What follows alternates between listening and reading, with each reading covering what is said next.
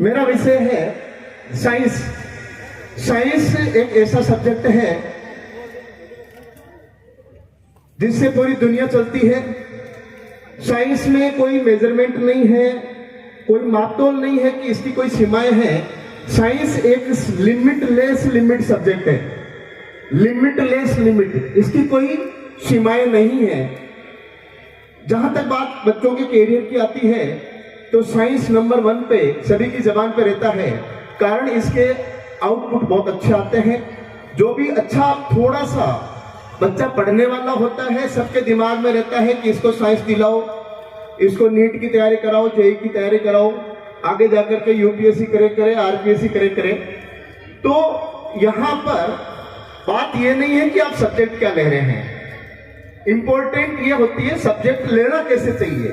देखा देखी करके सब्जेक्ट पे नहीं जाना है। एक बच्चा डॉक्टर बन गया तो ऐसा नहीं कि पड़ोसी भी डॉक्टर बनने का प्रयास कर रहा है, ऐसा होना नहीं चाहिए। क्योंकि दो तरह के लोग होते हैं, एक होते हैं प्लांट और दूसरे होते हैं एक्सीडेंटल। प्लांट लोग वो होते हैं जो अपने कैरियर में पहले डिसाइड करना है कि मुझे करना क्या है। इसके लिए दो तरीके हैं, आप या तो अपनी सिग्नेचर स्ट्रेंथ को पहचानिए। मेरी बात शायद इधर वाले और उधर वाले ढंग से समझ पाएंगे, बच्चे शायद नहीं समझ पाएंगे। अपनी एक्चुअल सिग्नेचर स्ट्रेंथ को पहचानिए है कि मैं इस धरती पर आया किस लिए हूं, मेरा उद्देश्य क्या है।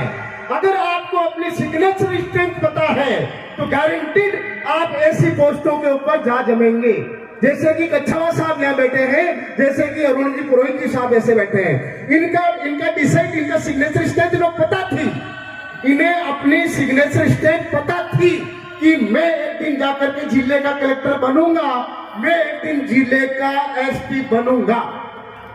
या तो ये चीज पता हो। दूसरा तरीका ये होता है कि मार्केट क्या चाहता है। अगर आपको अपनी सिग्नेचर स्ट्रेंथ पता नहीं है, पता करिए, ढूंढिएगा। मैं अपनी जिंदगी में क्या चाहता हूं, उसे ढूंढिएगा। सबसे ज्यादा टाइम दीजिएगा, देखा देखी मत कीजिएगा कि मुझे क्या चाहिए, मैं किस चीज के लिए बनाऊं, उस चीज को ढूंढिएगा, अपने इंटरेस्ट को जगाइएगा। पता लगेगा कि आप वास्तव में क्या चाहते हैं। जैसे इस चीज का पता लगेगा, देन आप उस साइड में टूट पड़िएगा, आगे पीछे कुछ मत देखिएगा। मैं एक बार बाबा रामदेव पतंजलि के जो डायरेक्टर हैं, आप सब जानते हैं, मैं उनका एक इंटरव्यू सुन रहा था कलेक्टर साहब डॉक्टर विवेक बिंद्रा के साथ में। इंटरव्यू में बाबा रामदेव से पूछा गया कि साहब आपकी सफलता का सीक्रेट क्या है। उनके शब्द सुनिएगा, उन्होंने कहा अखंड प्रचंड पुरुषार्थ, विकल्प रहित संकल्प। अखंड प्रचंड पुरुषार्थ, विकल्प रहित संकल्प। ध्यान से सुनिए एक एक शब्द को। अखंड नॉन स्टॉप, प्रचंड पूरी एनर्जी के साथ, पूरी ताकत के साथ जिस काम को करो, बिल्कुल बिना सोचे समझे एक साइड में आकर के फोकस दे करके करें। लेजर शार्प आर का फोकस होना चाहिए। अखंड प्रचंड पुरुषार्थ, आप वर्क डन ऐसे करो, उसके अंदर डूब जाओ। लोग कहते हैं ना धो करके काम करना, हाथ धो के काम करना चाहिए। मैं कह रहा हूं नहीं, उस काम के पीछे ना धो के पड़ना चाहिए, पीछे नहीं देखना चाहिए, ना धो के उसके पीछे पड़िएगा। वर्क डन 100%, 24 घंटे आपके ब्लड के अंदर वही चीज दौड़नी चाहिए।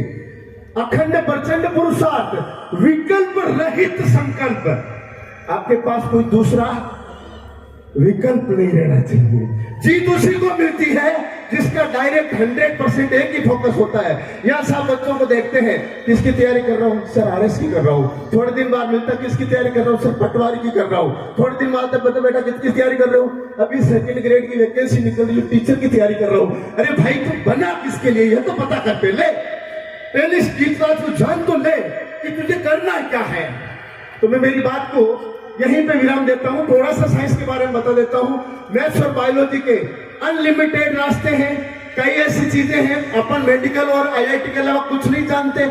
इसके अलावा आइजर हो गया, नाइजर हो गया, नेस्ट के थ्रू एग्जाम्स होते हैं। लॉट ऑफ रिसर्च के सेंटर्स है हिंदुस्तान में, पूरे संसार के अंदर। अगर आप साइंस का डीपली गहराई से खोजना शुरू करेंगे, मेरे बहुत सारे बच्चे, मेरे 2 बच्चे BRS में बाबा एटॉमिक रिसर्च सेंटर के अंदर, फाल्की का एक छोटे से गांव का लड़का, वहाँ बच्चा साइंटिस्ट है। बहुत सारे बच्चे अपने अलग अलग जगह पे IIT से मेडिकल कॉलेज गए हुए हैं। बात ये नहीं है कि बच्चा क्या कर सकता है, बात ये है कि अपन डिसाइड क्या कर रहे हैं। बात ये है कि अपन आज कर क्या रहे हैं बच्चों के लिए। प्लीज देखा देखी करना बंद करिएगा, बच्चे की रियल सिग्नेचर स्ट्रेंथ को आइडेंटिफाई करिएगा और वो सब्जेक्ट लेकर के और बच्चे को आप आगे जगह दीजिए। मैं उम्मीद करता हूं वो बच्चा अपने फील्ड का मास्टरमाइंड बनेगा। जय हिंद, जय भारत।